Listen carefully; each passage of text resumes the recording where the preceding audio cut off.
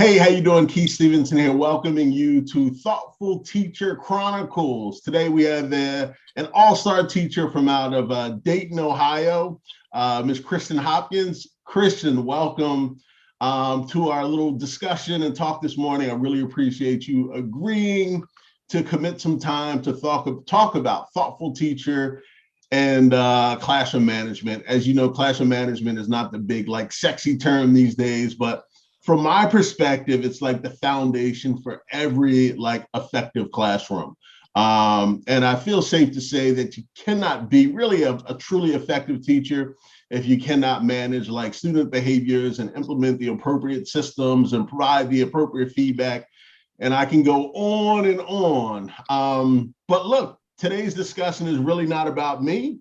It's really about you and kind of what your experience was like with thoughtful teachers. So before we jump into things, Kristen, give me your professional background. Where you come from? What do you do? Give me a little something about yourself. Okay, so I went to school at Missouri Valley College in Missouri, and I started teaching at a school in Dayton about 4 years ago. This is going to be my fifth year. I worked with second grade, then I moved down to first, and I am going to return at the same school in Dayton at the first grade level. Very good. So what did you like teaching better, first grade or second grade? Is there a sweet spot for you? Yeah, definitely first grade. What do you like more about first grade, or what excites you more about first grade than second grade? To me, it's like the social emotional of the first grade. I love, I guess, that mindset that they're at. Like the age is perfect to me. They're just second grade, they more kind of think that they're big kids. And so first grade, I guess they're easier to get through to. I don't know. That's just what I think. So just FYI, I was a third grade teacher. I taught third grade for 3 years, and I taught fifth grade for 2 years. I taught middle school also. I loved elementary school. I mean, working with students so young, you can really mold them and shape them. I think the downside is it's like planting a seed. You don't see them bloom for so long, right? As opposed to folks who are teaching 11th grade, where they're yeah, we see them go to college and come back, and then these totally different people. And first and second grade, it takes a little while for those roots even to kind of hit the soil. So, so that's cool. So, what do you like most about teaching? What I like most about teaching is that you get to impact the lives of students. I still remember all the teachers in my life, and that's actually why I became a teacher. And just to be able to, not only educate the students, but hopefully fill in the gaps of what they may not be getting from other adults in their life. It's a team effort. I want to love the students. Honestly, that's what I like the most. Your students are lucky to have you. You can hear the deep caring that you have for your students, and how much you want them to be successful just in your answer. So I applaud you for your work and your commitment to teaching. Keep doing a great job. So what do you think is the most challenging part of your job? And I know there's so many of them, right? So if you can limit it to one or two, what are the biggies that's the most challenging? The most challenging part of my job would definitely be living with yourself and knowing you may have fallen short in this student's life. At the end of the day, being a teacher, there's always more that you can do. And it's just such a, big picture of things that play together.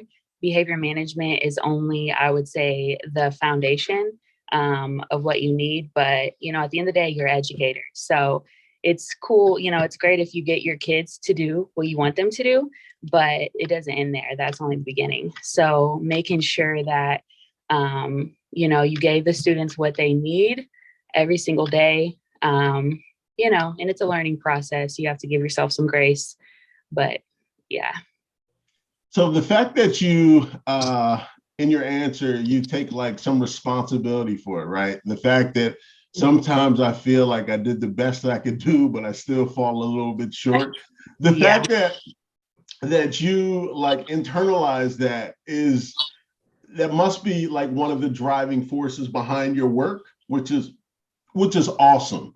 Um, those are the best teachers. I mean, we work with thousands of teachers since the beginning of our thoughtful teacher coaching model, and those teachers who say, "Look, it's my responsibility to like drive student performance. It's my responsibility for student success, whatever that looks like."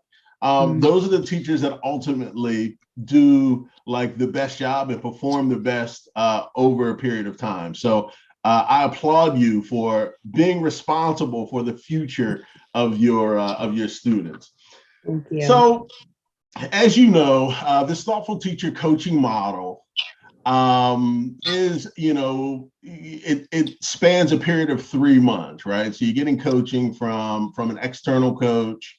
In this case, it was a Dr. Demetris Hill, and comes in, conducts classroom visits, and provides you with feedback to kind of help you reflect on some of your instructional practices as it relates to classroom management. So how did a thoughtful teacher help you become a more effective teacher? Thoughtful teacher helped me become a more effective teacher just by widening, I guess, my thought process, my skill set.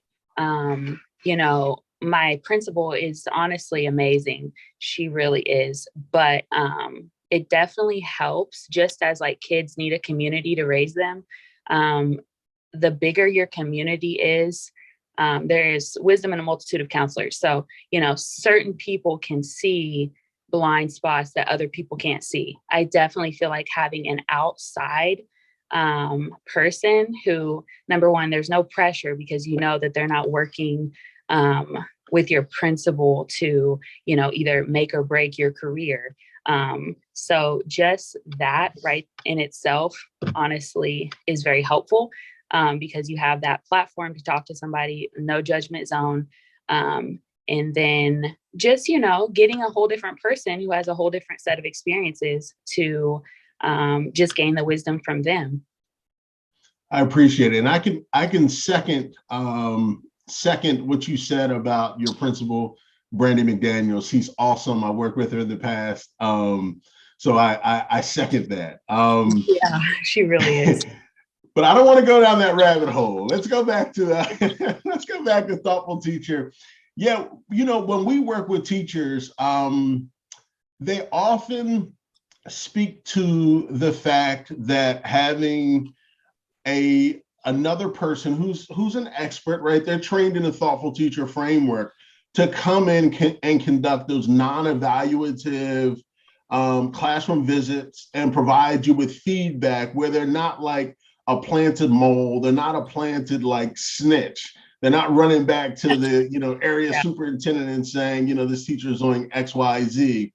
Oftentimes teachers will say that is like the biggest difference. And to have a kind of a thought partner as you're going through the school year and encountering some challenges that students may be, presenting to you, has also been kind of very helpful. Look, I know that there are 10 steps in the program. Did you have a favorite thoughtful teacher step? And if so, which was that? Mm, Not necessarily. I mean, I guess you could say I definitely enjoyed the interacting with the person versus the videos, although they were very helpful. And I like that you set the goal for us to absolutely complete them because that definitely gave me some motivation.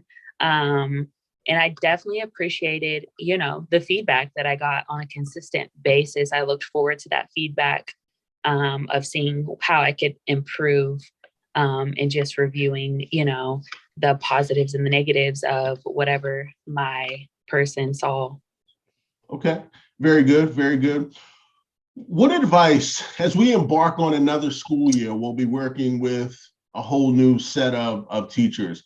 What advice would you give to teachers who are just starting the Thoughtful Teacher Coaching Program? I would definitely say just have humility. Like, look at it as a learning experience. Don't be prideful. That's going to definitely stop you from any growth. Um, and just try to keep a positive attitude. And there's always room for improvement. Don't feel like you need to arrive on a certain day, but just look at it as your person that's coming in or to watch you is your alliance. It's not your enemy coming to, tell you what you did wrong. It's someone who is just trying to help. That's awesome. Thank you for that feedback. I'm sure um, teachers will appreciate that as they kind of embark in our program. Do you have any additional information you'd like to share about Thoughtful Teacher? Kind of the floor is yours. You can take it or you can say, no, I'm good. um, Not really, just that I'm very thankful for it. I see it as such a huge blessing in my life. I definitely learned things from my coach that I will forever have in my teacher memory. Like I store it in there as a resource and I still use it even to this day. Like even at my church, like when I'm working with kids, I still use those strategies.